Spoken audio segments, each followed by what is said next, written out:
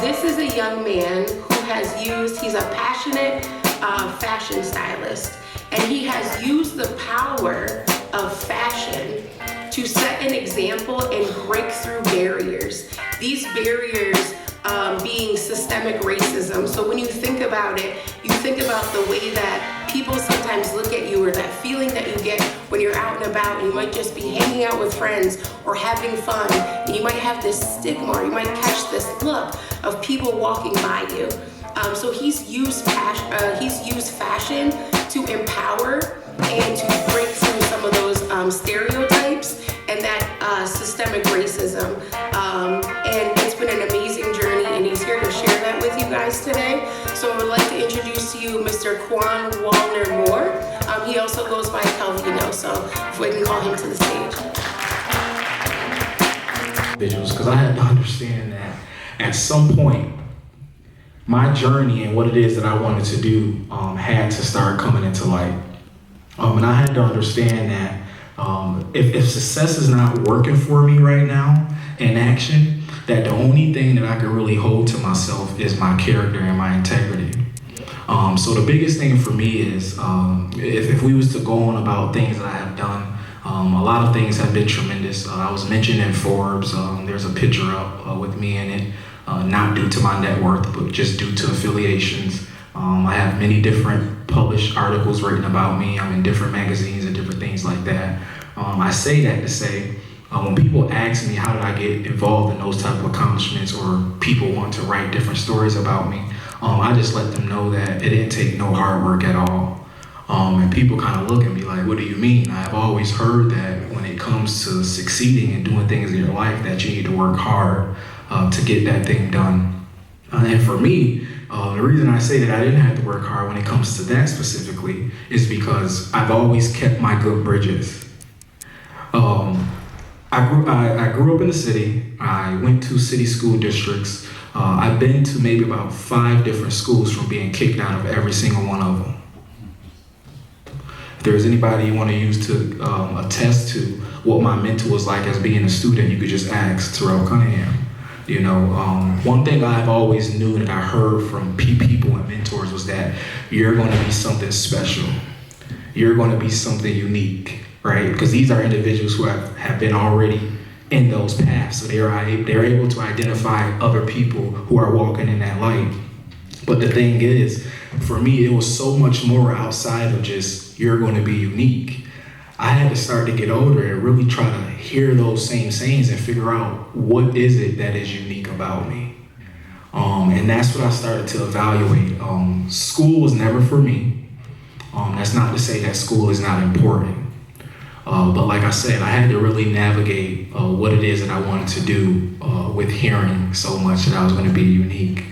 And one thing that I ended up doing was I woke up one day and I said, you know what? If there was anything that I was told when it comes to being unique, I've always heard that I can dress. I was a very good dresser. I could put that drip on or whatever they would call it. And I also knew that I was an activist in the community as well. So I was like, I like to fight activism and change it for the youth, and I like to do fashion. These are 2 things that is a strong suit for me. So I said, you know what I'm gonna do? I'm gonna actually put it together. I'm gonna see how I can take fashion and represent creating identity for Black African American men in all the right ways. And that's when I started doing research and brainstorming, and I came to find that one of my biggest hashtags is that fashion is not a price, it's not a material, and it's not a brand, it is your identity. Due to the fact that the type of skill level that I have, I can almost analyze the room, and depending on how your body language is and the type of clothing that you have on. I can tell how your personality is, things that you may like, things that you may not like, and how your mood is due to how people get dressed. So I say that to say, if there's anything that you want to do in life at you guys' ages right now, we're going in school. If you can't figure it out now, if you really don't know and you can't put a finger on it, just understand that if there's anything that you could do right now, keep good bridges with people who love you and support you. Continue to keep good bridges with your mentors and people that look out for you. Because when you're facing challenges in life as you guys get older, I promise you're gonna have these same people within your circle that while you're still stagnant, these people around you are still elevating.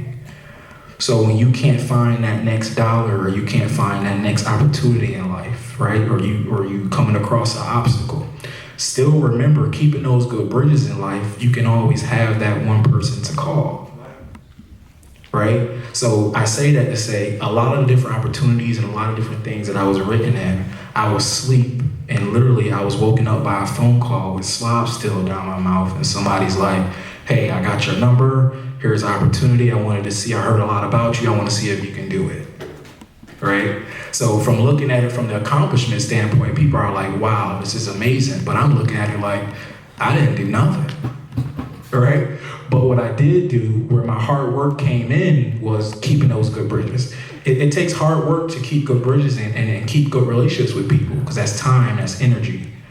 You know, so I would just say that for you youth. You know, I don't have this big workshop as far as what it is that you need to do to be successful. But I would say definitely keeping good bridges, knowing that you're unique, finding out now what it is that you want to do, and understanding that you can create a game plan to get it done, no matter what it is. You don't have to limit yourself to sports. You don't have to limit yourself to being a barber. You don't have to limit yourself to any of those type of things. Not that any of those things are not great careers, because as you see, it makes good money, but there are so many different other things that you can do. And here I am as a guy, 27 years old, as a personal stylist, who did maybe 32 weddings last year. Out of the 5 years that I've been in business, I probably styled about 13 people. So in 4 years, that's not a lot at all. But what did I tell you guys? My business plan failed miserably.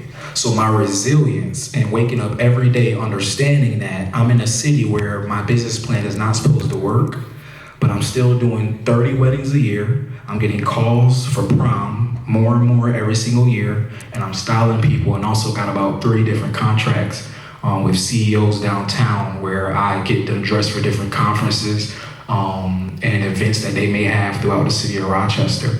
And I was a young boy who got kicked out of every single school, who didn't care to go to college. I didn't think none of that was important. I just knew that there was something about me that would get the job done, right? But I appreciate that. But like I said, right now, guys, I'm going backwards, and this is what I don't want you guys to do.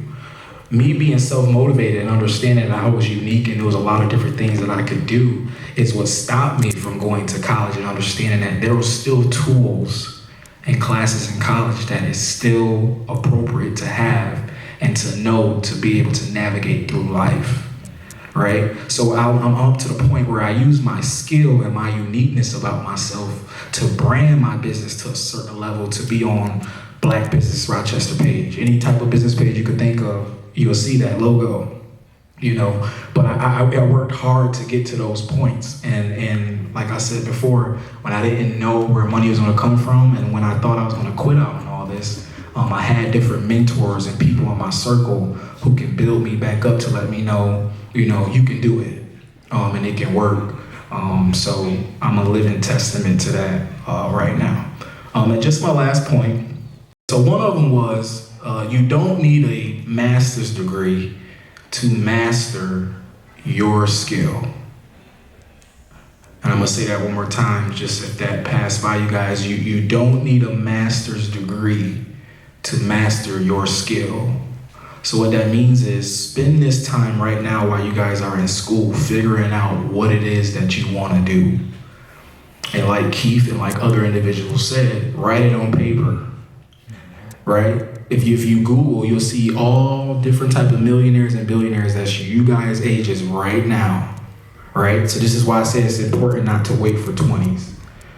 But just do me a favor, just make sure that you write it down. Do that today. Figure out what it is that you want or that you want to do in your life. Write it down. And if you don't know yet, start planning on that.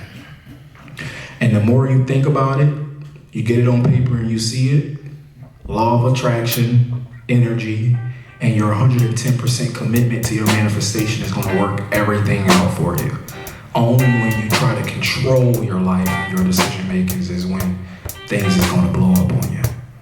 But that's really all I want to say to you guys. I hope some points made sense to you guys, but just keep fighting, keep going, and understand that it was Kendrick that won, not Drake.